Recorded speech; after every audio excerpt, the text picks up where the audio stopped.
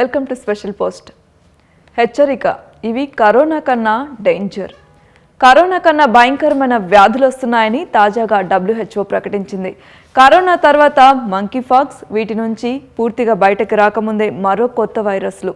వీటికి కూడా మందులు, వ్యాక్సిన్లు లేవు. కాబట్టి కరోనా కన్నా ప్రమాదకరం కావచ్చు అని WHO హెచ్చరిస్తోంది. ఎందుకంటే ఆఫ్రికాలో కొత్తగా మార్బర్గ్స్ వైరస్ కేసులు పెరుగుతున్నాయి. ఈ వైరస్ కారణంగా 60 మందికి పైగా మరణించారు. ఈ వైరస్ వేగంగా విస్తరిస్తోంది. ఇంతలో డిసీజ్ ఎక్స్ అనే కొత్త వ్యాధి మానవాళికి ముప్పుగా మారింది.